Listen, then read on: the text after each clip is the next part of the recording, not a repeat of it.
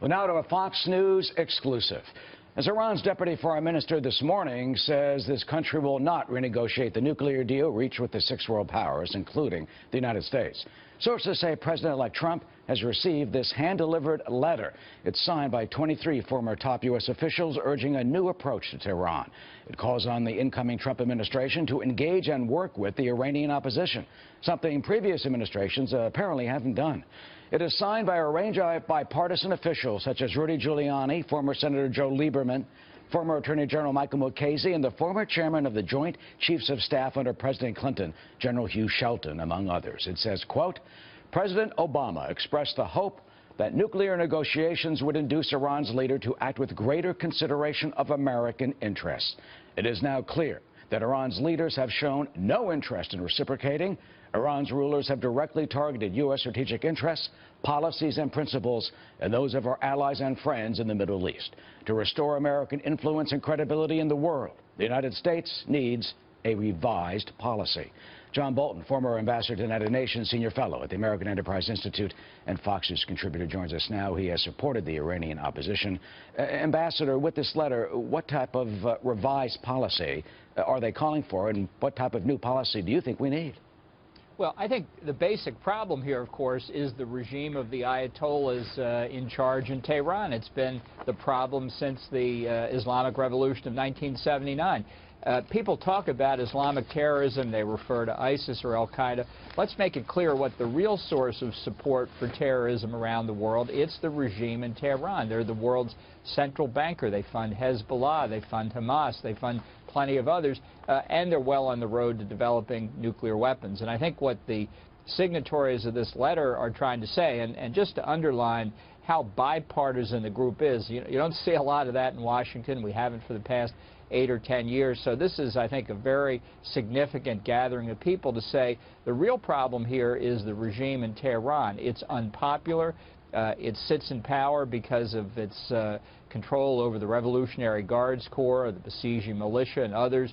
We saw what happens when people try to express their opposition in the summer of 2009, the fraudulent election there stolen for Mahmoud Ahmadinejad. The people went into the streets. The Basiji and the Revolutionary Guards Corps crushed them. The Obama administration did nothing. So I think what's being offered here is to say, look, there is an opposition in Iran. It's a lot of different pieces, like all opposition movements. A lot of the groups don't get on well together, but let's be clear. There is an alternative to the Ayatollahs, and if you want to make them more amenable to serious negotiation where they might actually do something, just remind them that their time in power is not eternal. You know, Mr. Trump has shown himself, if nothing else, to be unorthodox when it comes to foreign policy. I'm thinking of the phone call with the president of Tehran. What would the message be and reaction in Tehran be if Mr. Trump did reach out or the opposition reached out and they had a phone call or they met?